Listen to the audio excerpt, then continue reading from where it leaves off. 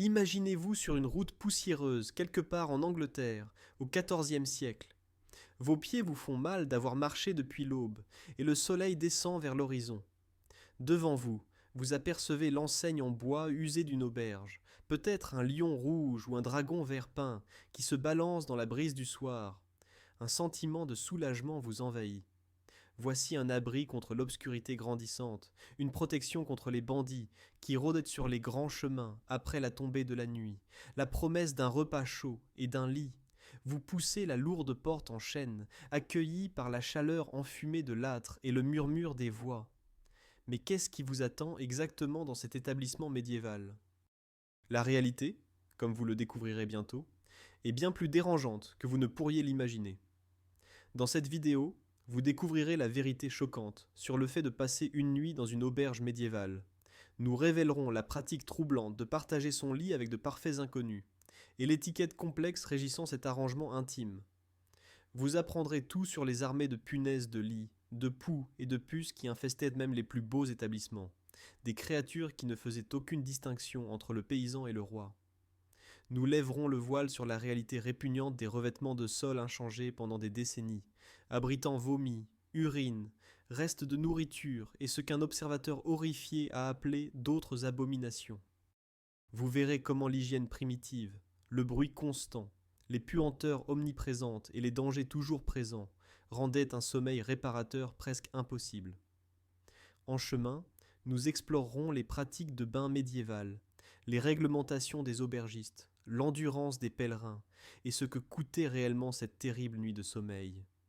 Préparez-vous à un voyage dans le passé médiéval qui dépouille de toute fantaisie romantique et affronte la réalité sinistre, inconfortable et souvent dégoûtante de la vie sur la route. Au début du Moyen Âge, les voyageurs en quête d'un abri comptaient sur l'hospitalité monastique.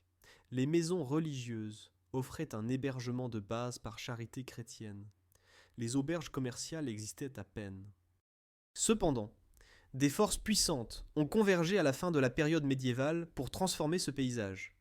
La renaissance du commerce, au long cours, signifiait que les marchands avaient besoin de points d'arrêt le long des routes commerciales. Les croisades ont poussé des milliers de personnes à parcourir des distances sans précédent.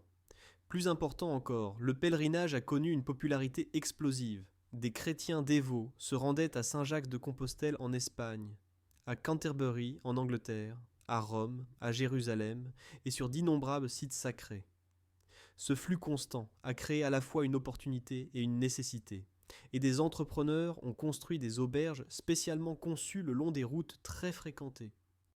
La société médiévale reconnaissait trois catégories distinctes d'établissements. Au bas de l'échelle se trouvaient les brasseries, des habitations ordinaires, où les ménages brassèrent de l'âle ou de la bière pour compléter leurs revenus. S'ils offraient un logement, vous pouviez vous coucher sur le sol de la cuisine ou dans la grange aux côtés du bétail, avec pour seul coussin une fine paille. Celles-ci servaient les habitants et les voyageurs les plus pauvres. Les auberges de catégorie intermédiaire étaient construites pour accueillir les voyageurs, nécessitant beaucoup plus de chambres que les maisons moyennes, ainsi que d'importantes écuries. Celles-ci servirent les marchands, les familles riches, les fonctionnaires du gouvernement, les nobles et les pèlerins, fonctionnant comme des marchés, des entrepôts et parfois des banques informelles. Au sommet se trouvaient les cabarets, qui vendèrent du vin plutôt que de l'âle et de la bière moins chère, s'adressant à des clients plus riches, mais offrant rarement un hébergement pour la nuit. À quoi ressemblait une auberge typique? La plupart disposèrent d'une salle centrale pour les repas, l'échange de nouvelles et les affaires. Rayonnant depuis cet espace commun, plusieurs chambres avec 1 à 3 lits chacune, une cuisine, les appartements de l'aubergiste, des écuries essentielles, des caves de stockage, des espaces communs et des installations sanitaires, bien que, comme nous le verrons, l'hygiène médiévale horrifierait les sensibilités modernes. La taille des auberges variait considérablement. Certaines n'avaient que quelques chambres, tandis que les plus grands établissements urbains en comptaient beaucoup plus.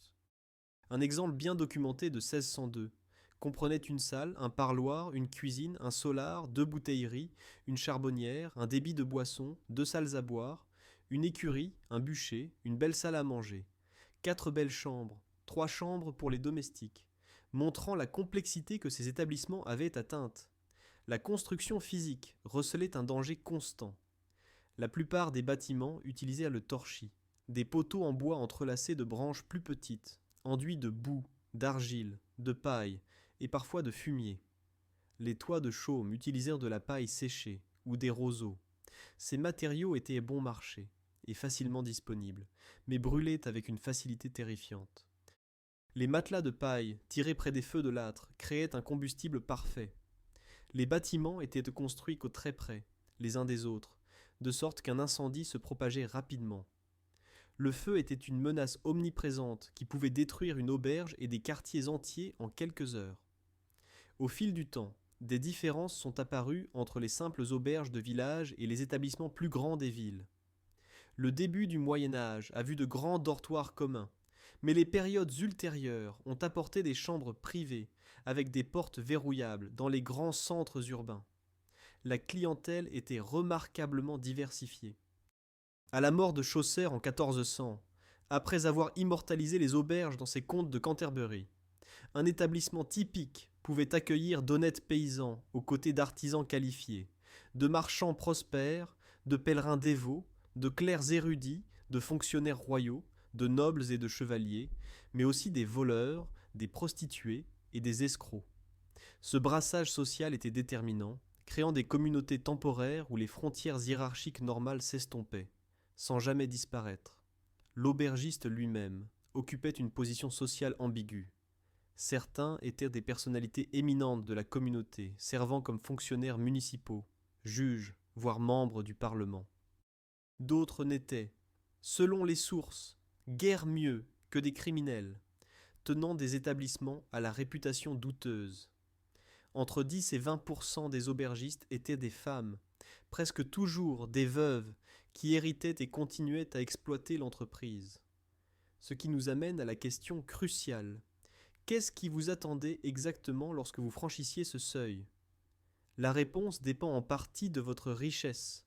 Mais même les plus beaux établissements offraient des conditions qui horrifieraient les voyageurs modernes. Entrons à l'intérieur et découvrons ce que dormir au Moyen Âge signifiait vraiment. La réalité la plus choquante concernant l'hébergement dans les auberges médiévales est la suivante. On s'attendait à ce que vous partagiez votre lit avec de parfaits inconnus. Pas seulement la même chambre, mais le même matelas, sous les mêmes couvertures, les corps à quelques centimètres les uns des autres toute la nuit. Ce n'était pas une mesure d'urgence en cas de forte affluence, c'était la procédure standard, l'arrangement normal que les voyageurs de toutes les classes sociales rencontraient dans toute l'Europe médiévale. Pour les gens du Moyen Âge, ce n'était ni inapproprié ni scandaleux. Les attitudes culturelles envers la proximité physique et l'intimité différaient fondamentalement des nôtres. Même l'art religieux dépeignait ce sommeil communautaire sans embarras. Des peintures montrant les rois mages les représentaient fréquemment partageant des lits pots d'auberge. La pratique apparaissait partout où il était question de voyage et d'hébergement. La raison sous-jacente était une nécessité économique. Les chambres individuelles étaient extrêmement rares. Des chambres privées avec des portes verrouillables existaient dans les meilleurs établissements des grandes villes. Mais même celles-ci contenaient généralement plusieurs lits, abritant fréquemment plusieurs occupants. L'hébergement partagé était financièrement logique pour les aubergistes qui entassaient plus de clients dans un espace limité et maintenaient les coûts plus bas pour les voyageurs qui dépensaient déjà beaucoup en nourriture, boissons et fourrage. Combien de personnes pouvaient partager votre lit ? Même dans les bonnes auberges, 3 personnes ou plus occupaient couramment un seul lit. Dans les établissements moins chers, les chiffres grimpaient. Cela signifiait passer la nuit pressée contre des étrangers, sentir leur chaleur, entendre leur respiration. Essayez de ne pas les réveiller en changeant de position. Remarquablement, des règles de savoir-vivre régissaient cette intimité. Les compagnons de lit devaient y rester immobiles toute la nuit, ne pas accaparer les couvertures, rester dans l'espace qui leur était alloué, réduire les gigotements au minimum et éviter autant que possible le contact physique dans des conditions aussi exiguës. Ces règles apparaissent dans les manuels de savoir-vivre, suggérant que la pratique, bien que normalisée, créait des tensions nécessitant une gestion explicite. La qualité des lits variait énormément. Dans les brasseries les plus pauvres, vous pouviez rencontrer une solution typiquement médiévale. Un simple banc en bois, avec une corde tendue horizontalement, à hauteur de poitrine. Les voyageurs s'entassaient le long de ce banc, passant les bras par-dessus la corde pour se soutenir, tentant de dormir en position semi-verticale. Le matin, l'endroit était balayé et lavé pour la nuit suivante. De meilleurs établissements offraient de simples matelas de paille avec des draps posés sur des planches de bois ou des joncs tressés. Les auberges plus riches fournissaient des chambres privées avec des portes verrouillables, un luxe considérable offrant au moins l'illusion de la sécurité. Mais même là, vous pouviez partager votre lit avec 2 invités ou plus. Le véritable sommeil solitaire restait un privilège réservé aux plus riches. La qualité des matelas suivait une hiérarchie claire. Le pire, des sacs de lin remplis de paille, piquante, inconfortable, traversant le tissu. Mieux, un remplissage d'herbe. Bon, le gaillet, une plante herbacée offrant confort et odeur agréable.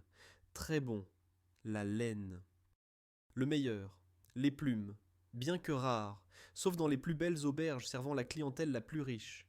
Le plus simple, juste un tas de paille avec un drap ou une couverture jetée par-dessus. Les meilleures auberges renouvelèrent le remplissage des matelas jusqu'à 4 fois par an. Les établissements plus simples le faisaient au moins 1 fois par an. Le linge pouvait être lavé à des températures de cuisson et était régulièrement nettoyé à la fin de la période médiévale, beaucoup plus fréquemment que le remplissage lui-même. Cela représente une nuance importante. Les gens du Moyen Âge n'étaient pas totalement indifférents à la propreté, mais leurs normes et leurs pratiques différaient considérablement des attentes modernes. Ce qui nous amène à un autre aspect étranger, l'absence totale d'intimité. L'intimité en tant que concept que les gens attendaient et exigeaient n'existait tout simplement pas dans l'Europe pré-industrielle. La vie était fondamentalement communautaire. Les gens dormaient, mangeaient, se lavaient et s'occupèrent de leurs fonctions corporelles en présence de la famille, des serviteurs, des invités et souvent des animaux de la ferme abrités à l'intérieur. Même les seigneurs du début du Moyen Âge se couchèrent dans les salles aux côtés de tout le monde. L'auberge reproduisait ce modèle communautaire commercialement, rassemblant des voyageurs qui n'avaient même pas de liens familiaux ou de parenté. La nuit n'était pas non plus silencieuse. La construction en bois signifiait des craquements constants, lorsque le bois se dilatait et se contractait. Les voix montaient des rues en contrebas où l'activité continuait malgré les réglementations. Les cloches des églises sonnaient toute la nuit pour les complices et les vêpres.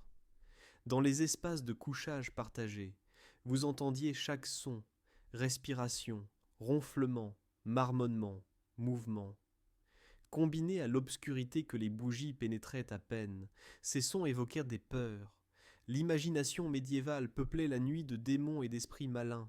Des sons qui n'étaient que d'autres humains devenaient, dans les esprits craintifs, la preuve de menaces d'un autre monde tapi dans l'ombre.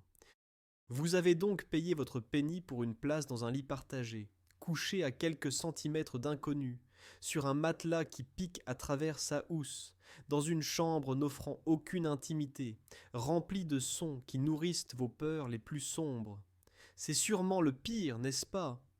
Mais vous avez tort, car vous ne partagiez pas ce lit uniquement avec des humains visibles, invisibles jusqu'à ce qu'ils fassent en sentir leur présence de manière douloureuse. Une autre classe de compagnons de lit vous attendait. Dans un instant, nous révélerons ce qui rampait d'autre dans votre lit, et pourquoi même les rois ne pouvaient échapper à ces minuscules tortionnaires. Les fouilles archéologiques de latrines médiévales fournissent des informations historiques d'une richesse inattendue. L'analyse du contenu des fosses à déchets préservées révèle des preuves claires que les parasites intestinaux étaient absolument répandus dans toute la société médiévale. Ils ne se limitaient pas aux pauvres, les parasites affectaient tout le monde. Les restes examinés du roi Richard III ont montré une infection par des ascaris à sa mort.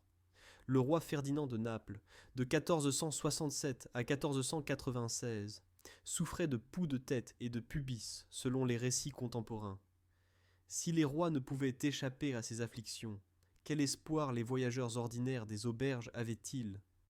Le lit d'auberge médiéval abritait ce que nous pourrions appeler la sainte trinité du mal, punaises de lit, poux et puces, chacun apportant un tourment particulier aux voyageurs endormis. Les punaises de lit se sont avérées particulièrement persistantes. Ces créatures prospéraient partout où il y avait de la chaleur, et les espaces de vie médiévaux, humbles et grands, offraient des conditions idéales. Les feux de couchage et les feux de cuisine signifiaient que les châteaux et les huttes maintenaient des températures permettant des populations de punaises de lit toute l'année. Les personnes riches tentaient des mesures défensives. Les grands lits, surélevés avec de lourds rideaux, étaient conçus en partie sur la théorie que les punaises de lit ne pouvaient pas grimper sur les montants de lit lisses. Malheureusement, comme l'ont noté les sources, les punaises de lit se sont avérées tenaces et rusées, trouvant des moyens de contourner les obstacles. Les rideaux eux-mêmes, rarement lavés et suspendus en lourds plis, offraient d'excellentes cachettes. Les prisonniers de Mantoue, au XVe siècle, se plaignaient amèrement d'être mourants de faim et assaillis par les punaises de lit, les puces et les poux. Ce lien avec une souffrance extrême n'était pas une exagération. Quiconque a connu ne serait-ce qu'une infestation mineure de punaises de lit peut témoigner du tribut qu'elles prélèvent. Les poux présentèrent des défis différents car ils étaient remarquablement courants dans tous les rangs sociaux. De nombreuses personnes du Moyen-Âge s'étaient habituées à partager leur corps avec des poux. Contrairement aux punaises de lit vivant dans la literie et l'environnement, les poux vivaient sur le corps humain, dans les cheveux et les vêtements, se nourrissant de sang, se déplaçant de personne à personne par contact étroit. Les lits d'auberge partagés servant de point de transmission parfait. Un voyageur infesté pouvait propager les poux à chaque compagnon de lit successif, créant des chaînes d'infestation s'étendant sur des régions entières. Cependant, les poux avaient un avantage. Ils pouvaient être éliminés par un lavage et un peignage réguliers. Les méthodes de traitement comprenèrent des onguents contenant des substances nocives comme le mercure. Les soins personnels avec des peignes à dents fines, remarquablement similaires aux peignes à lente modernes, faisaient partie des routines domestiques régulières. Il est intéressant de noter que l'épouillage était souvent une activité sociale, en particulier chez les femmes. Des témoignages de Montaillou, au XIVe siècle, montrent des femmes assises en train de discuter pendant que leurs filles les épouillaient.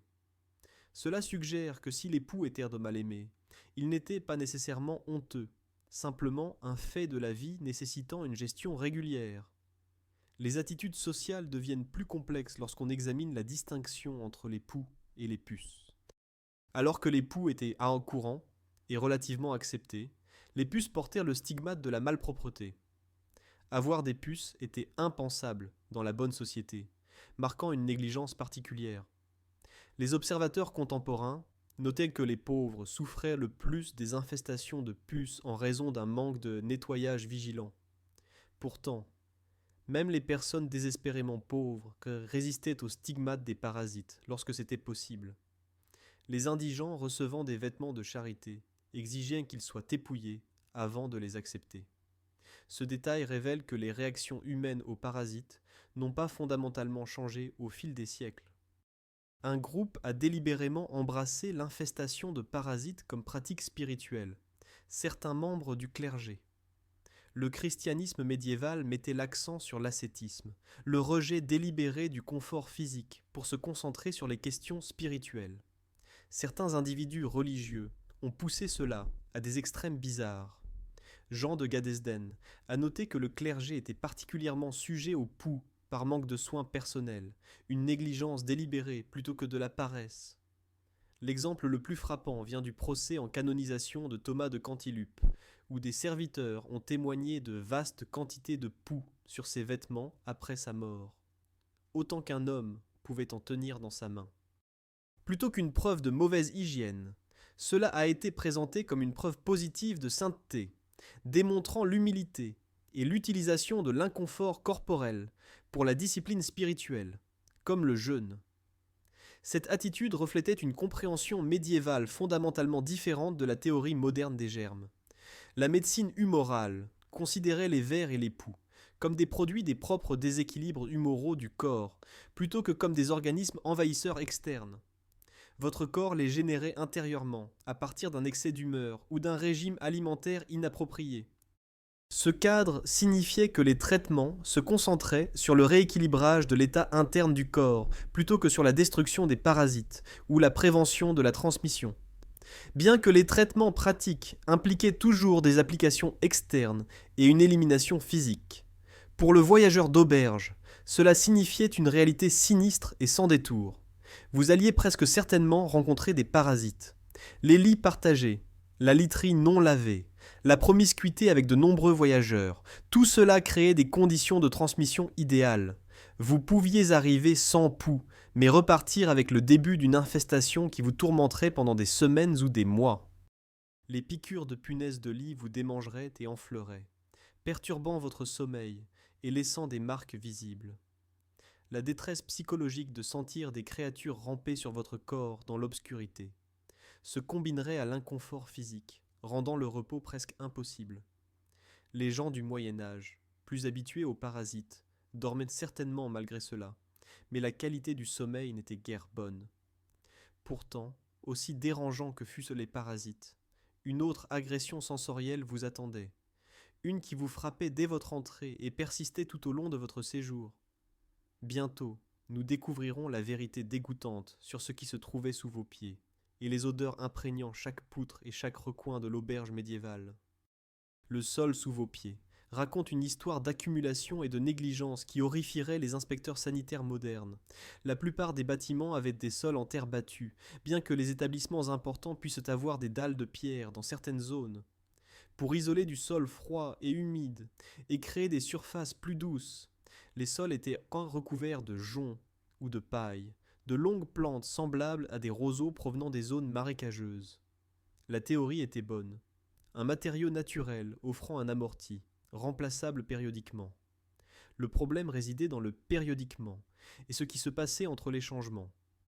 Nous avons une description remarquablement détaillée de Désiré Erasme, le grand humaniste hollandais, écrite au XVe siècle après avoir visité l'Angleterre. Son récit est devenu l'un des passages les plus fréquemment cités de l'histoire médiévale car il n'épargne aucun détail désagréable. Erasme a écrit que les sols étaient recouverts de joncs, occasionnellement renouvelés, mais si imparfaitement que la couche inférieure est laissée intacte, parfois pendant 20 ans, abritant crachats, vomissures, urine des chiens et des hommes, gouttes de bière, restes de poissons et autres abominations qu'il ne convient pas de mentionner. 20 ans. La couche inférieure, où tous les liquides finissaient par s'infiltrer, restait en place pendant 2 décennies dans certains établissements, accumulant toutes les substances qui se retrouvaient sur le sol. Qu'est-ce qui s'accumulait, exactement? Les boissons renversées. Les gens du Moyen Âge consommaient des quantités prodigieuses d'algues, de bière et de vin, s'imprégnaient dans les joncs où elles fermentaient et tournaient au vinaigre. Les restes de nourriture tombaient régulièrement à une époque où les assiettes individuelles n'existaient pas. Le vomi résultait d'une consommation excessive d'alcool, de nourriture avariée ou d'une mauvaise santé générale. L'urine et les excréments de chiens provenaient d'animaux qui erraient librement dans les salles. Les gens du Moyen Âge gardaient des chiens pour la chasse, la garde et la compagnie, et ces animaux vivaient aux côtés de leurs propriétaires humains. L'urine humaine se joignait au mélange, car les gens, en particulier les personnes ivres, n'atteignaient pas toujours les installations appropriées. Les gouttes de bière s'accumulaient à cause des déversements et de la mousse qui débordait. Les restes de poisson avaient un impact olfactif particulier, car le poisson était un composant majeur du régime médiéval, en particulier pendant le carême et les nombreux jours de jeûne imposés par l'Église. Toute cette matière organique se décomposait lentement dans un environnement humide, créant des sources décrites à juste titre comme un désordre humide et moisi, abritant des bactéries, des spores de moisissure et contribuant probablement aux maladies respiratoires. Les gens du Moyen Âge n'étaient pas entièrement inconscients. Ils ont développé des stratégies pour gérer, sinon éliminer, la puanteur. La méthode principale consistait à répandre des herbes parmi les joncs. Lorsqu'on marchait dessus, ces herbes libéraient des huiles aromatiques agréables, masquant la pourriture sous-jacente. Les herbes utilisées se lisent comme une visite de jardin médiéval. Lavande, camomille, pétales de rose, pâquerette, marjolaine, basilic, menthe, violette, sauge et fenouil. Celle-ci avait un double objectif. Beaucoup étaient censés aider à éloigner les puces. La lavande et la menthe ont des composés dont la science moderne confirme qu'ils repoussent certains insectes. Cependant, nous ne devrions pas surestimer leur efficacité. Ces herbes ont peut-être amélioré l'odeur des sols, lorsqu'elles étaient là fraîchement écrasées, mais n'ont absolument rien fait contre la source réelle, la matière organique en décomposition en dessous. Elle masquait les symptômes sans s'attaquer aux causes, un schéma que nous verrons à plusieurs reprises dans les tentatives médiévales de gérer des conditions désagréables. Quelle était l'expérience sensorielle en entrant dans une auberge médiévale? Au moment où vous ouvriez la porte, un mur d'odeurs complexes vous frappait. La fumée du feu de l'âtre remplissant la salle avant de s'échapper par les interstices, l'odeur de ce qui cuisait, potentiellement agréable s'il s'agissait d'un ragoût frais, moins si c'était un vieux potage mijotant sur le feu depuis des jours. Les corps non lavés rassemblés dans la salle, à une époque où un bain hebdomadaire était considéré comme fréquent. Les déchets accumulés dans les joncs du sol dégageant une odeur de décomposition organique, fermentée et moisie. L'odeur des écuries, qui dans de nombreuses auberges jouxtaient où se trouvait sous la structure principale, ajoutant le fumier et l'urine de cheval. Les pots de chambre attendant d'être vidés, l'âle et la bière en tonneaux, le vin en cruche. Toutes ces odeurs concurrentes se combinaient en une agression sensorielle que les gens modernes, habitués à la climatisation, aux désodorisants et à des normes d'hygiène généralement plus élevées, trouveraient presque insupportables. Pourtant, nous devons faire attention de ne pas conclure que les gens du Moyen Âge ne remarquaient tout simplement pas ou ne s'en souciaient pas. Les preuves suggèrent qu'ils trouvaient aussi les odeurs désagréables, d'où les herbes répandues, les réglementations sur l'élimination des déchets, les commentaires dans des sources comme Érasme. Leur odorat fonctionnait de la même manière que le nôtre, mais leurs attentes de base étaient entièrement différentes. Ils n'avaient jamais connu un air vraiment pur tel que nous le comprenons. Les odeurs dans une auberge étaient plus fortes que dans un ménage bien entretenu, mais existaient sur le même spectre. C'était une question de degré plutôt que de nature.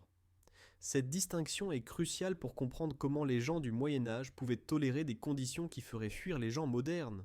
Les sols dégoûtants n'étaient qu'un aspect de l'hygiène, et si vous pensez que les joncs au sol étaient mauvais, attendez de découvrir les installations sanitaires des auberges médiévales, ou plutôt, leur absence. Tournons notre attention vers ce qui se passait quand la nature se faisait sentir au milieu de la nuit. Quand vous vous réveilliez, au milieu de la nuit, avec le besoin de vous soulager, vous faisiez face à un problème que les voyageurs modernes ne considèrent jamais. Comment gérer exactement cette fonction corporelle de base? La réponse dépendait de la qualité de l'établissement, si vous aviez payé pour une chambre privée ou si vous étiez dans un dortoir commun, et de votre classe sociale. Mais pour la plupart des voyageurs, la solution était le pot de chambre, ce récipient omniprésent situé à l'intersection de l'ingéniosité médiévale et de la misère médiévale. Les pots de chambre étaient de simples récipients, en céramique ou en métal, conservés dans les chambres pour un usage nocturne. Les pots de chambre des auberges avaient tendance à être des récipients basiques et fonctionnels. Le concept était simple. Plutôt que de s'aventurer dans la nuit sombre et dangereuse pour trouver des latrines extérieures, vous vous soulagiez dans le pot, qui était vidé le lendemain matin. En théorie, c'était pratique, équilibrant les besoins humains de base avec les réalités médiévales de l'éclairage, de la sécurité et de la météo.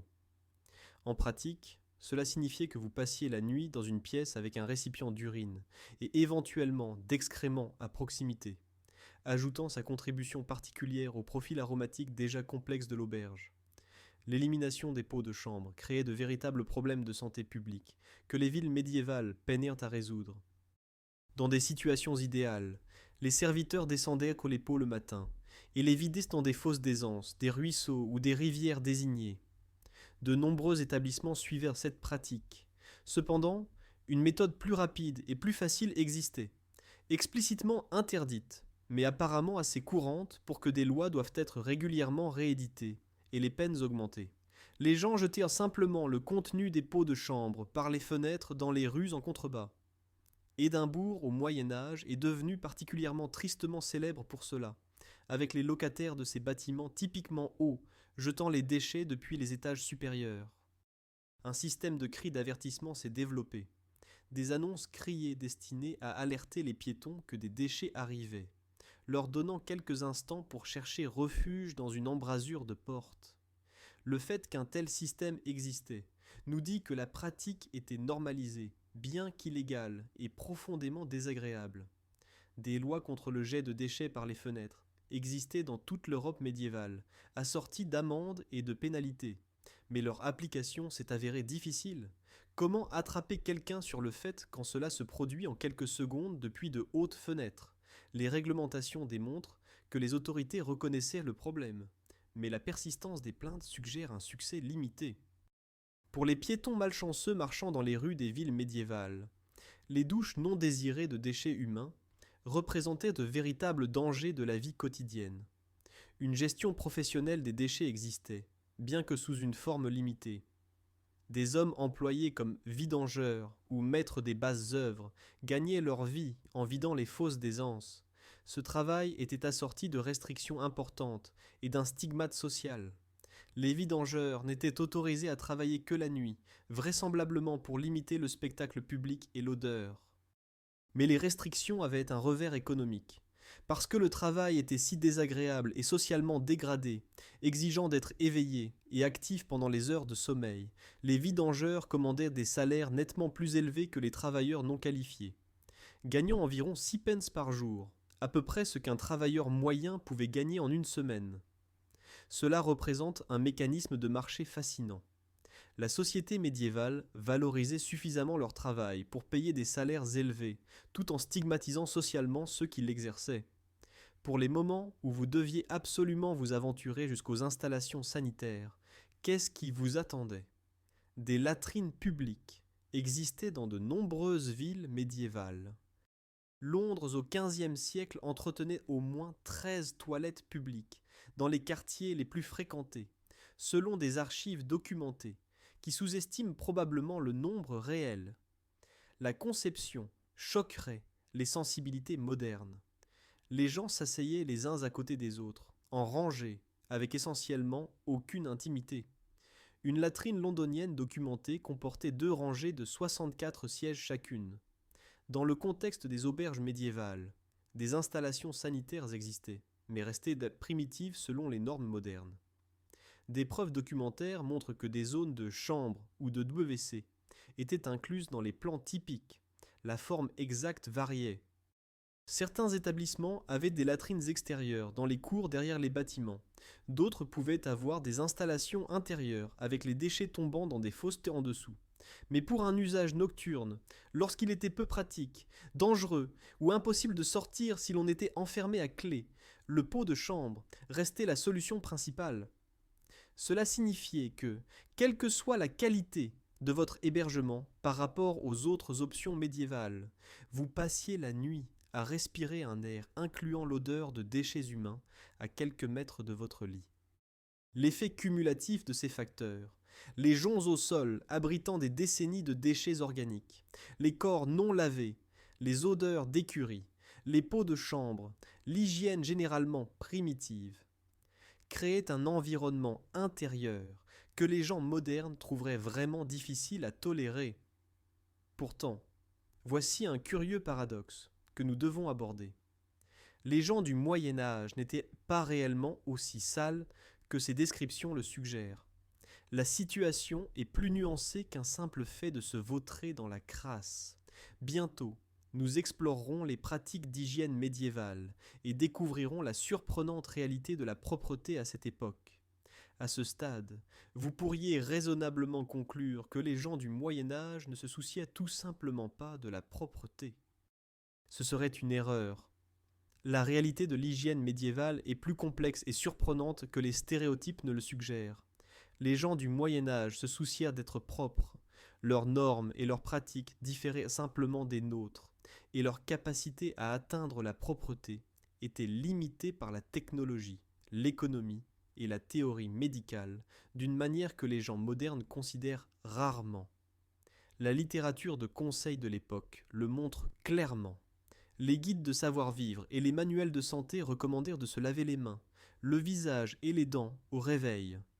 Un lavage des mains supplémentaire était conseillé tout au long de la journée, en particulier avant les repas.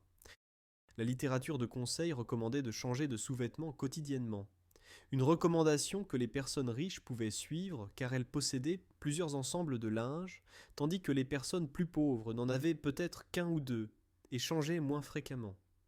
Les livres de comptes des familles nobles et marchandes montrent des paiements réguliers aux lavandières. Londres avait même une jetée spéciale appelée la Lavender Brig, où travaillaient les lavandières, suggérant une importante industrie de la blanchisserie commerciale. Ces détails brossent un tableau bien différent des images populaires de gens du Moyen Âge couverts d'une crasse permanente. Ce qui est peut-être le plus surprenant pour les gens modernes, c'est la prévalence des bains publics dans les villes médiévales. Les gens ordinaires, pas seulement les riches, mais aussi les artisans, les commerçants et les ouvriers, se baignaient régulièrement dans ces établissements. Les bains publics étaient assez courants pour servir de lieu de rassemblement régulier, intégrés au tissu social urbain. Leur emplacement suivait souvent une logique économique astucieuse. Beaucoup étaient déconstruits près des boulangeries, permettant aux bains de profiter de la chaleur des fours de boulangerie, réduisant ainsi les coûts de combustible pour chauffer de grandes quantités d'eau. Les services offerts allaient bien au-delà du simple bain. Vous pouviez profiter de baignoires ordinaires remplis d'eau chauffée ou de bains de vapeur similaires aux saunas modernes. De nombreux établissements proposaient des massages, le rasage et la coupe de cheveux. Certains fournissaient des services médicaux, notamment le pansage des plaies, la thérapie par ventouse et la saignée, des procédures que la médecine médiévale considérait comme essentielles pour maintenir la santé en équilibrant les humeurs du corps. L'aspect social mérite d'être souligné, car il est si étranger aux sensibilités modernes. Des sources du XVe siècle indiquent que les festins au bain étaient aussi courants que les dîners au restaurant modernes. Des gravures allemandes représentent des couples se baignant et mangeant nus dans des baignoires, avec plusieurs personnes entassées dans chaque baignoire. Ce n'étaient encore pas des bordels, mais des bains sociaux normaux, qui ont suscité une controverse morale de la part des autorités religieuses. À quelle fréquence les gens du Moyen Âge se baignaient-ils ? Les preuves suggèrent que la plupart des gens se baignaient chaque semaine, bien que la fréquence variait selon la classe, la région et les circonstances individuelles. Certaines réglementations de guildes exigeaient que les maîtres d'atelier fassent baigner leurs employés au moins une fois toutes les 2 semaines. Cette fréquence de bain semble faible selon les normes modernes, mais bien plus élevée que le stéréotype des gens du Moyen Âge ne se lavant jamais. La disparition des bains publics urbains au XVIe siècle représente l'un des retournements intéressants de l'histoire. Alors que l'Europe était ravagée par la peste, la variole et la syphilis nouvellement arrivées, l'opinion médicale a changé. Les théories de la contagion par les miasmes et d'autres mécanismes sont devenues plus largement discutées. La nature communautaire des bains, de nombreuses personnes partageant la même eau, le même espace, le même air, semblait de plus en plus dangereuse. Un observateur contemporain a noté avec nostalgie. Il y a 25 ans, rien n'était plus à la mode dans le Brabant que les bains publics. Aujourd'hui, il n'y en a plus. La nouvelle peste nous a appris à les éviter. Par un retournement ironique, la peur de la maladie a conduit à l'élimination d'une institution promouvant la propreté, contribuant à des conditions véritablement plus sales au début de la période moderne. Qu'est-ce que cela signifiait pour les voyageurs d'auberge ? Certains établissements maintenaient des salles communes propres, où les clients pouvaient se laver. Lorsque les auberges étaient situées dans des villes avec des bains publics, les voyageurs pouvaient certainement utiliser ces installations pendant leur séjour. Cependant, les auberges, bondées, offraient souvent des installations de lavage minimales. Vous deviez peut-être vous contenter d'un gant de toilette et d'une petite cuvette d'eau dans votre chambre, si vous en aviez une. Les dormeurs en dortoir commun avaient probablement accès à encore moins. Concernant les parasites discutés plus tôt, les gens du Moyen Âge ne les toléraient pas simplement passivement. Ils cherchaient activement des traitements contre les poux, les puces et les vers. Les remèdes à base de plantes, les préparations à base de mercure et diverses pratiques populaires représentaient toutes des tentatives d'éliminer ces nuisibles. L'effort et les dépenses investies dans les traitements antiparasitaires démontrent une réelle préoccupation pour l'hygiène et la santé. Les gens du Moyen Âge considéraient les parasites comme des problèmes de santé nécessitant des remèdes, et non comme des conditions inévitables à accepter sans résistance. Cela nous amène à une compréhension plus nuancée. Les gens du Moyen Âge avaient des normes et des pratiques d'hygiène qu'ils prenaient au sérieux, mais ces normes étaient de plus basses que les nôtres, et leur capacité à atteindre même ces normes inférieures était limitée par la technologie, l'économie et les circonstances. Un riche marchand dans sa maison bien aménagée pouvait maintenir une propreté raisonnable selon les normes médiévales. Ce même marchand, voyageant et séjournant dans des auberges, accepterait des conditions nettement pires, car l'infrastructure n'existait tout simplement pas pour maintenir des normes élevées dans des établissements commerciaux, servant de nombreux clients de passage. Donc, les gens du Moyen Âge se soucièrent de la propreté et prenaient des mesures pour la maintenir dans les limites de leur monde. Mais les conditions des auberges rendaient tout de même un sommeil confortable presque impossible. Même avec des installations de lavage, même avec une certaine attention à la propreté, les défis accumulés, lits partagés, parasites, joncs au sol, toilettes primitives, odeurs, créaient des environnements d'inconfort chronique. Et nous n'avons pas encore abordé un autre facteur crucial qui rendait les auberges médiévales dangereuses. Ensuite, nous explorerons les crimes, les incendies et les peurs qui rôdèrent dans les nuits médiévales. La clientèle diversifiée des auberges médiévales comprenait non seulement d'honnêtes marchands, de pieux pèlerins et des artisans voyageurs, mais aussi des voleurs cherchant des cibles, des prostituées cherchant des clients et des escrocs montant des tromperies élaborées. Ce brassage social crée des environnements où le danger n'était jamais loin. Les sources contemporaines le reconnaissaient clairement. Certains aubergistes étaient décrits comme n'étant guère mieux que des criminels eux-mêmes, tenant des établissements servant de façades à des activités illégales. Les voyageurs espéraient trouver des aubergistes de bonne réputation, mais avaient peu de moyens de vérifier cette réputation en arrivant dans des villes inconnues. La confiance requise pour confier son cheval, ses biens et essentiellement sa sécurité à des étrangers créait des vulnérabilités que des opérateurs malhonnêtes pouvaient exploiter. Le vol était une préoccupation constante. De nombreux voyageurs gardaient leurs objets de valeur sur eux-mêmes en dormant, car ils ne faisaient pas confiance au fait que les objets laissés dans les chambres ou confiés aux aubergistes seraient encore là le matin. Les histoires et les archives judiciaires contiennent de nombreux exemples de vols dans les auberges, allant du vol opportuniste au schéma de vol organisé impliquant la collaboration entre les voyageurs et le personnel de l'auberge. La violence alimentée par l'alcool ajoutait une autre couche de danger.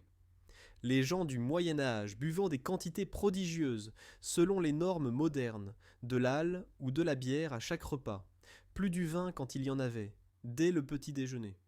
L'eau était généralement déconseillée en raison de préoccupations concernant sa pureté, de théories médicales la considérant comme malsaine, et du simple fait qu'elle n'avait ni la valeur nutritive ni le goût des boissons alcoolisées. Dans les espaces confinés des auberges où des personnes de différentes classes sociales et régions étaient rassemblées, l'alcool diminuait les inhibitions et augmentait les tensions. Les querelles pouvaient rapidement dégénérer de paroles vives à la violence. Les archives des coronaires de l'Angleterre médiévale contiennent cas après cas d'accidents, de mésaventures, de blessures et de meurtres purs et simples liés à l'alcool, dont beaucoup se sont produits dans des brasseries, des cabarets et des auberges. La prostitution représentait une autre forme d'activité illicite liée aux auberges et aux cabarets.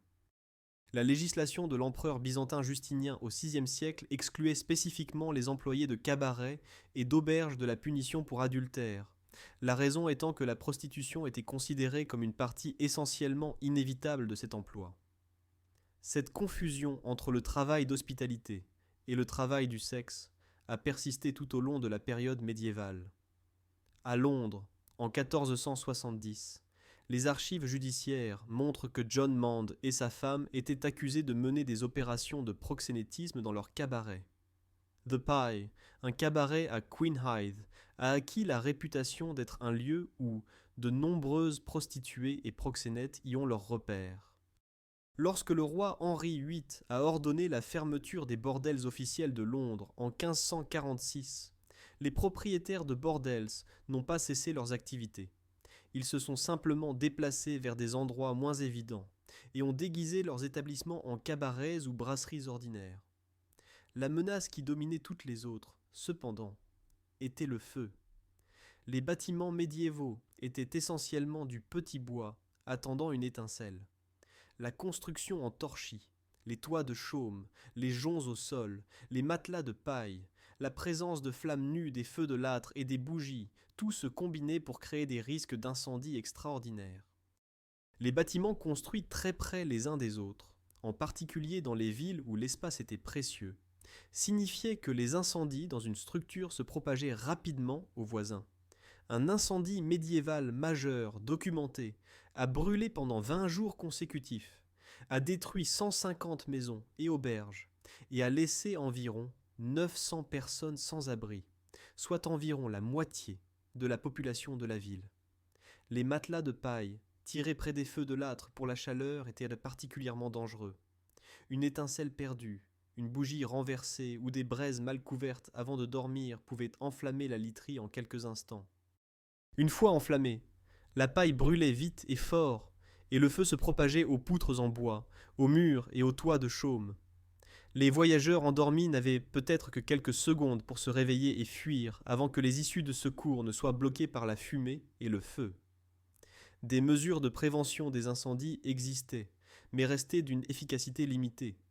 De nombreux quartiers entretenaient des tonneaux d'incendie dans les rues, de grands récipients remplis d'eau que les résidents pouvaient rapidement déployer pour éteindre les flammes naissantes.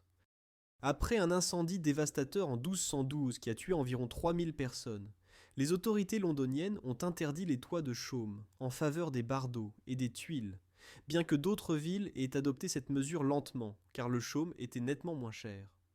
Remarquablement, malgré la menace constante d'incendies et les incendies dévastateurs réguliers, les archives historiques notent que les auberges étaient constamment reconstruites, suggérant que la rentabilité était suffisamment importante pour justifier le risque et les frais de reconstruction périodiques. Au-delà des menaces tangibles, se cachèrent des peurs psychologiques, façonnées par l'imagination et les croyances médiévales. L'obscurité était bien plus complète que ce que les gens modernes connaissent. Les bougies étaient chères. Notre ventilation des coûts de 1330 et un montre des bougies à un quart de penny pour une nuit, un supplément en plus de l'hébergement, dont l'éclairage était limité. Dans cette obscurité, chaque son prenait un potentiel sinistre. La vision du monde médiéval incluait une croyance sincère en des démons, des esprits malins, des sorcières et des dangers surnaturels rôdant la nuit. Les cloches des églises sonnaient dans l'obscurité pour les services nocturnes, leur carillon étant à la fois réconfortant, marquant la continuation des pratiques saintes protégeant la communauté, et troublant dans leur rappel que quelque chose d'assez important pour réveiller le clergé se passait dans les heures sombres. Certaines mesures de sécurité offraient au moins un réconfort psychologique et potentiellement une protection réelle. Les chambres privées disposaient de portes verrouillables, permettant aux clients de s'enfermer à l'intérieur. Certaines auberges avaient des portails et des portes robustes, parfois même des murs fortifiés, conçus pour dissuader les bandits. Les voyageurs médiévaux ont développé des stratégies pour gérer les dangers. Ils cherchaient à voyager en groupe pour une protection mutuelle. Ils essayaient de recueillir des informations sur la réputation des aubergistes. Ils gardaient leurs armes à portée de main et leurs objets de valeur sur eux. Ils restaient alertes, même en essayant de se reposer, leur sommeil étant nécessairement plus léger qu'à la maison. L'effet cumulatif de toutes ces précautions et anxiétés était l'épuisement. Un sommeil authentique, profond et réparateur était presque impossible dans une auberge médiévale. Vous pouviez somnoler, vous pouviez reposer votre corps, mais vous restiez en semi-vigilance, jamais complètement détendu, toujours quelque peu conscient des dangers potentiels qui vous entouraient. Le tribut psychologique de ce stress constant de bas niveau était important. La compréhension moderne de la qualité du sommeil montre clairement à quel point un mauvais sommeil est dommageable pour le bien-être physique et mental. Les voyageurs médiévaux, entreprenant des voyages de plusieurs jours, subiraient une privation de sommeil accumulée, n'atteignant jamais un repos adéquat. Malgré toutes ces horreurs, les parasites, les odeurs, l'hygiène primitive, les dangers du crime et du feu, les auberges médiévales remplissaient des fonctions économiques et sociales cruciales. Elles étaient chères à construire et à exploiter, chères pour les voyageurs, mais absolument nécessaires au fonctionnement du commerce et de la communication médiévaux. Cela soulève une question importante. Combien coûtait exactement le fait d'endurer cette terrible nuit de sommeil ? Examinons maintenant l'économie de l'hôtellerie médiévale. Nous avons la chance de disposer d'une ventilation détaillée, des coûts de 1331, documentant les dépenses pour une journée dans une auberge pour un groupe de 3 hommes et 4 serviteurs. Cet instantané offre un aperçu remarquable de l'économie du voyage et de l'hospitalité. Le coût de base du logement était d'un penny par tête, juste pour le lit lui-même. Ce tarif fondamental vous donnait une place dans un lit partagé quelque part dans l'établissement. Notamment, ce prix de base n'incluait ni l'éclairage ni le chauffage, c'étaient des dépenses séparées. Les bougies coûtaient un quart de penny supplémentaire pour la nuit. Le combustible pour les feux de chauffage ajoutait 2 pence. Ainsi, le coût réel d'un espace de couchage chaud et éclairé était plus proche de 3 pence et un quart par personne. La ventilation détaillée complète montre pain 4 pences, bière 2 pences, vin 1 penny et un quart, viande 5 pences et demi, potage un quart de penny, bougie un quart de penny, combustible 2 pences, lit 2 pences au total, probablement parce que le groupe partageait les lits, et fourrage pour les chevaux 10 pence. La dépense journalière totale s'élevait à environ 27 pence. La dépense la plus élevée est frappante. Le fourrage pour les chevaux coûtait 10 pence, plus que toute autre catégorie et considérablement plus que le logement pour les 7 humains réunis. Pour comprendre ce que cela signifiait économiquement, nous avons besoin de contexte sur les salaires médiévaux. Un maître maçon, représentant un artisan qualifié avec des années de formation, gagnait environ 4 pence par jour à la même période. Cela signifie qu'une nuit de logement à un penny représentait environ 25% du salaire journalier d'un ouvrier qualifié juste pour le lit. Le total de 27 pence équivaut à 2 shillings et 3 pence, approchant ce que certains ouvriers gagnaient en des semaines entières. Où les auberges faisaient-elles des bénéfices? Les frais de chambre seuls fournissaient un rendement minimal. L'argent réel provenait des ventes de nourriture et des services d'écurie. Les auberges servirent également de marché, d'entrepôt et parfois de banques informelles. Ces services comme un supplémentaire, combinés à des marges substantielles sur la nourriture et les boissons, généraient des revenus qui rendèrent l'hôtellerie rentable. Que recevaient les voyageurs pour leur argent? Le penny de base vous achetait un lit partagé. Pas une chambre pour vous seul, pas même un lit pour vous seul, mais une partie d'une surface de couchage partagée. La qualité de la literie variait selon la richesse de l'établissement. Si vous payiez des frais supplémentaires pour le feu et la lumière, vous obteniez un peu de chaleur et d'éclairage. Si vous achetiez de la nourriture et des boissons, vous receviez ce que l'auberge servait ce jour-là. Peut-être un copieux ragoût de bœuf appelé bockenade que l'on trouve dans de nombreux manuscrits de cuisine médiévale, ou peut-être du simple pain et fromage dans des établissements plus humbles. L'investissement dans les auberges médiévales attirait l'intérêt des seigneurs locaux, qui attendaient un taux de rendement décent sur leur capital. Ils concentraient leurs investissements sur la décoration et l'entretien, comprenant que les établissements de meilleure qualité pouvaient facturer plus cher et attirer une clientèle plus riche. Malgré les défis réguliers, incendies, ralentissements économiques, vols, clients difficiles, lourde fiscalité, les archives historiques montrent que les auberges étaient constamment reconstruites. Cette persistance démontre une confiance dans la rentabilité à long terme.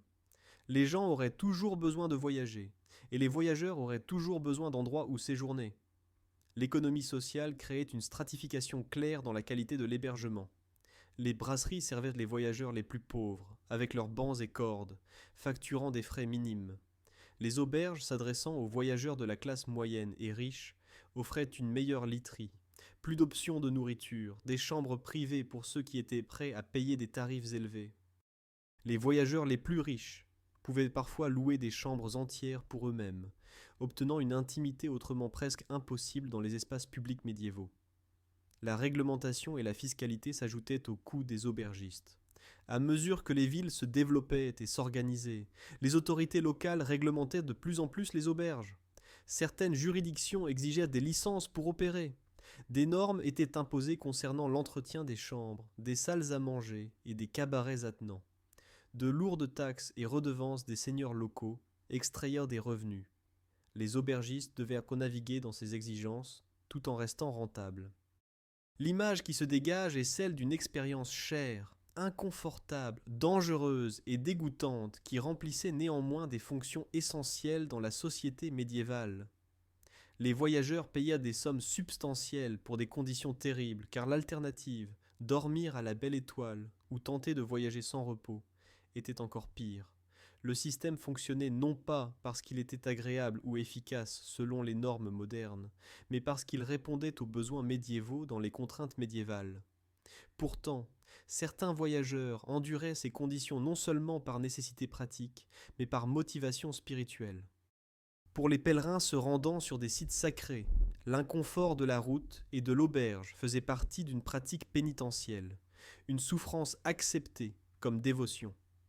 Ces routes de pèlerinage ont développé les réseaux d'auberges les plus étendus de l'Europe médiévale. Explorons comment le pèlerinage a façonné l'industrie de l'hospitalité médiévale. Le pèlerinage était l'une des caractéristiques déterminantes du christianisme médiéval et a servi de moteur majeur à l'expansion des auberges à la fin de la période médiévale. Des milliers de chrétiens dévots entreprenaient des voyages vers des sites sacrés, parcourant des distances qui auraient été impensables à des fins ordinaires. Les routes les plus populaires sont devenues des chemins bien établis. Le chemin de Saint-Jacques de Compostelle dans le nord-ouest de l'Espagne où les reliques de Saint-Jacques le Majeur étaient enchâssées. La route de Canterbury en Angleterre où saint Thomas Becket a été martyrisé. Les routes de Rome, siège de la papauté. Et le dangereux voyage vers Jérusalem même.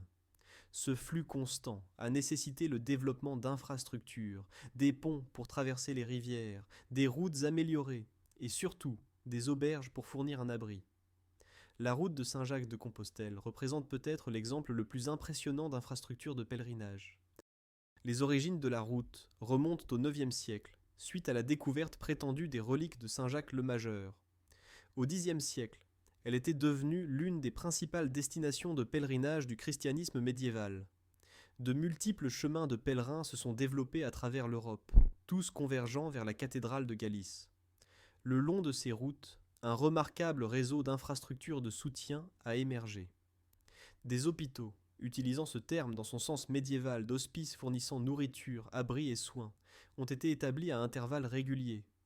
Beaucoup étaient tenus par des ordres religieux catholiques et opérèrent sous protection royale. L'ordre bénédictin a accordé une attention particulière aux pèlerins au cours du XIIe siècle, établissant et entretenant des auberges et des hôpitaux. Des preuves physiques de cette infrastructure restent visibles aujourd'hui. Les églises de pèlerinage, les hôpitaux, les ponts et les croix de chemin témoignent de l'énorme investissement dans le soutien au voyage des pèlerins. Un exemple célèbre se dresse encore à Saint-Jacques de Compostelle, l'Hostal de los Reyes Católicos, construit à l'origine comme hospice et hôpital par la reine Isabelle Ier et le roi Ferdinand II. La route de Canterbury en Angleterre s'étendait sur quelques 200 km de Winchester à Canterbury.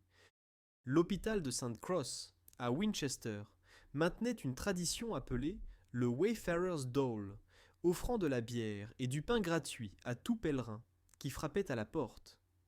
L'auberge de pèlerinage littéraire la plus célèbre est sans aucun doute le Tabard, immortalisé dans les contes de Canterbury de Geoffrey Chaucer. L'auberge du Tabard se trouvait du côté est, de la grande rue de Southwark, de l'autre côté de la Tamise par rapport à Londres. Chaucer décrit son narrateur y séjournant. In Southwark, at the Tabard, as I lay, ready to wenden on my pilgrimage to Canterbury with full dévoué courage. L'hôte de l'auberge, Harry Bailey, était également une figure historique. Des recherches récentes suggèrent que l'introduction du prologue général pourrait être un pastiche s'inspirant des documents survivants de l'historique Harry Bailey. Le groupe diversifié de 30 pèlerins de Chaucer reflète la composition sociale réelle de la clientèle des auberges médiévales. Les contes de Canterbury incluent un chevalier et un écuyer représentant la noblesse, un marchand et d'autres personnages prospères, des figures religieuses dont une prieure, un moine, un frère mendiant, un curé et un vendeur d'indulgences, des artisans qualifiés, et des personnages à la moralité douteuse.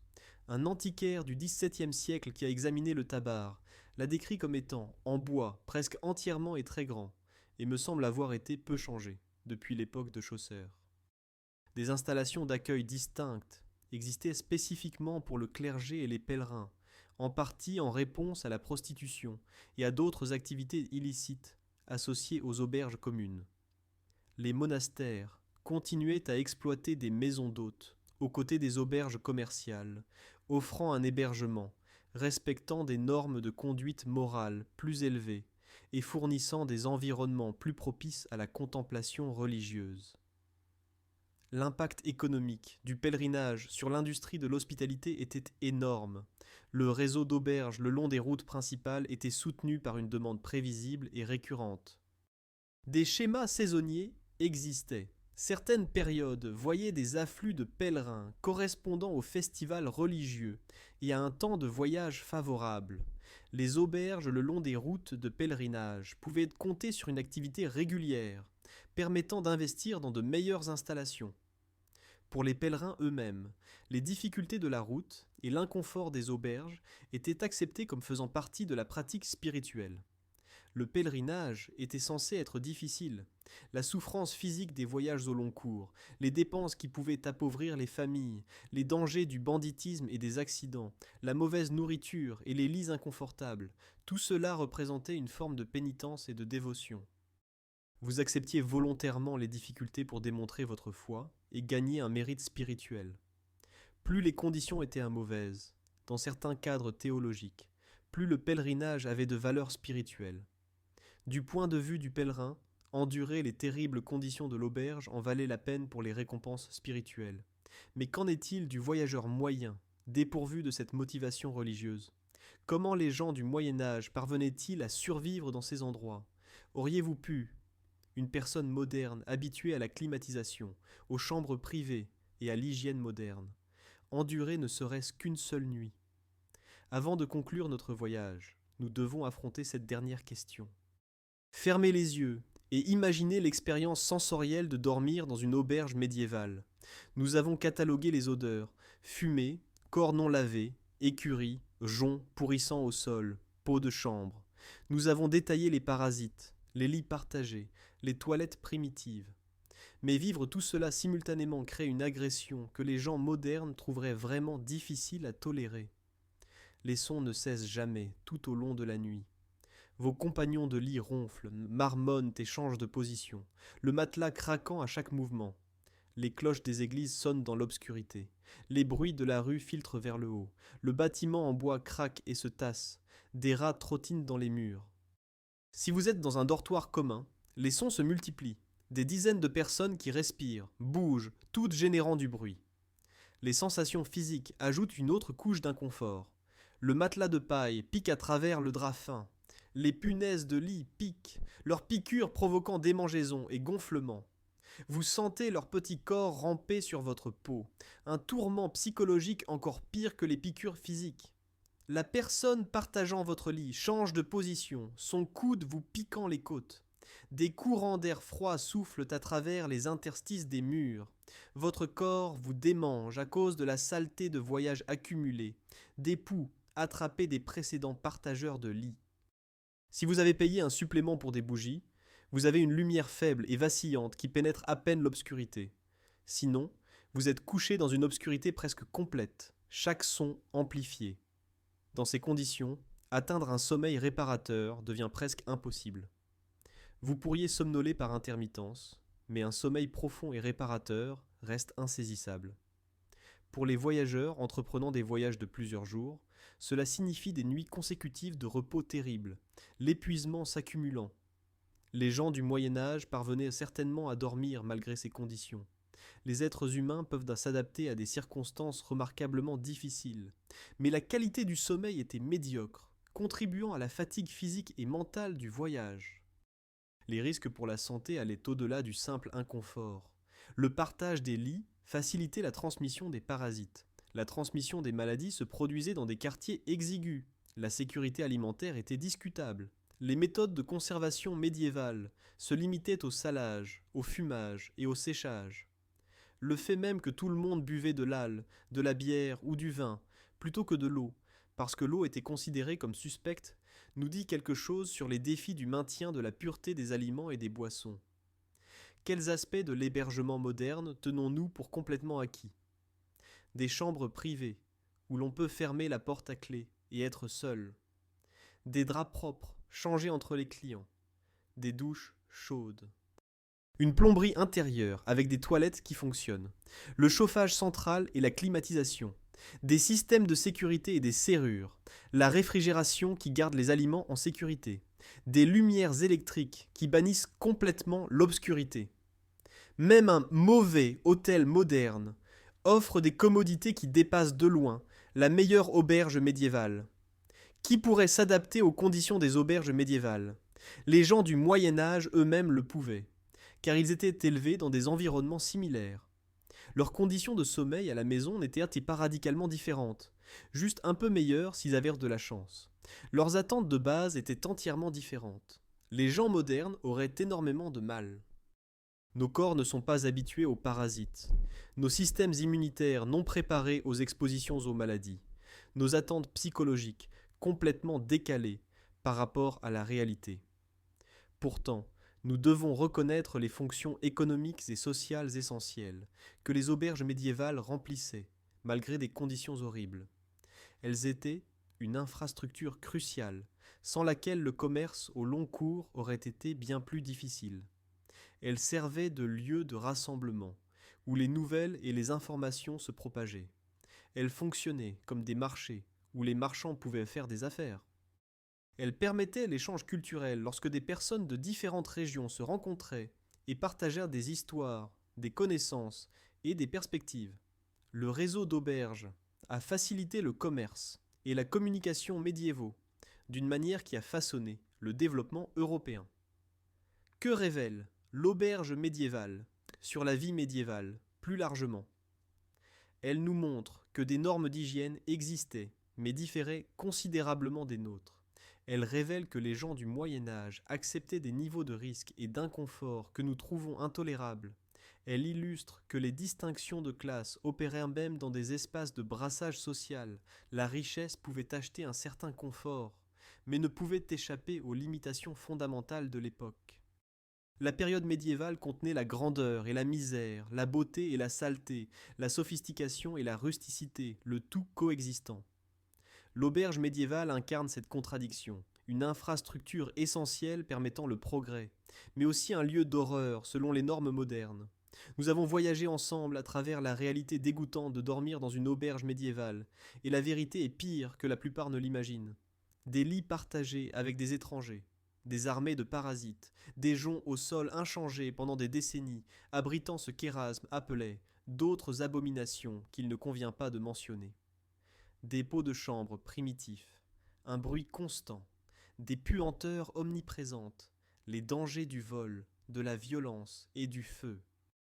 Et vous payez substantiellement pour ce privilège, environ un quart du salaire journalier d'un ouvrier qualifié juste pour le lit. Pourtant, cette enquête a révélé des nuances importantes. Les gens du Moyen Âge n'étaient pas irrémédiablement sales. Ils se baignaient régulièrement dans des bains publics, cherchaient des traitements contre les parasites, utilisaient des herbes odorantes et mettaient en œuvre des réglementations d'hygiène. La propreté comptait pour eux, bien que leurs normes différaient des nôtres et étaient limitées par la technologie et la compréhension. Avec le recul, l'évolution de l'hébergement de voyage semble presque miraculeuse. Nous sommes passés des lits partagés et des parasites à des chambres privées avec salle de bain attenante, climatisation et draps frais. La révolution de l'hygiène, portée par la théorie des germes, a transformé l'hébergement d'une manière que les gens du Moyen Âge n'auraient pas pu imaginer. Les auberges médiévales révèlent un monde où les hiérarchies sociales pouvaient être temporairement suspendues, où la propreté avait un tout autre visage, où les opportunités économiques attiraient les investissements malgré des risques extraordinaires, où le pèlerinage motivait des difficultés volontaires. Les aubergistes reflétaient cette complexité. Certains étaient des leaders communautaires respectés, d'autres distinguaient à peine leurs établissements des bordels. Les femmes, bien que minoritaires, géraient des auberges prospères après en avoir hérité. La prochaine fois que vous vous plaindrez des conditions d'un hôtel, souvenez-vous que vous ne partagez pas ce lit avec des étrangers et des punaises de lit, que vous ne marchez pas sur des joncs au sol vieux de plusieurs décennies, ou que vous ne risquez pas que le bâtiment brûle pendant votre sommeil. La perspective historique fournit un contexte qui rend les inconvénients actuels triviaux. La résilience médiévale mérite d'être reconnue et respectée. Ces voyageurs ont enduré des conditions terribles à plusieurs reprises parce qu'ils le devaient. Le commerce exigeait des voyages, le pèlerinage exigeait des périples, les affaires gouvernementales exigeaient que les fonctionnaires se déplacent d'un endroit à l'autre. Ils se sont adaptés à un inconfort chronique, à un mauvais sommeil, à des risques pour la santé et à des dangers que nous avons largement éliminés des voyages modernes. La vérité dégoûtante sur les auberges médiévales est qu'elles étaient bien pires que ce que la fantaisie romantique suggère, mais elles fonctionnaient assez bien pour soutenir le fonctionnement de la société médiévale. Merci de m'avoir rejoint dans ce voyage au cœur de la réalité dégoûtante des auberges médiévales. J'espère que vous avez acquis une nouvelle appréciation pour les hébergements modernes et une vision réaliste de la vie médiévale qui va au-delà de la fantaisie pour affronter les conditions réelles que les gens enduraient. Si vous avez apprécié cette exploration de l'histoire médiévale, je serais ravi que vous donniez un j'aime à cette vidéo et que vous vous abonniez pour plus d'immersion profonde dans les réalités fascinantes et souvent surprenantes du passé. Partagez vos réflexions dans les commentaires. Auriez-vous pu survivre à une nuit dans une auberge médiévale ? Qu'est-ce qui vous a le plus surpris dans ces révélations ? Dans les prochaines vidéos, nous continuerons à explorer les écarts entre la fantaisie médiévale et la réalité médiévale, découvrant les vérités que les livres d'histoire aseptisent ou romantisent souvent. D'ici là, dormez bien dans votre chambre privée, avec vos draps propres, et soyez reconnaissants de ne pas partager ce lit avec des étrangers et des punaises de lit.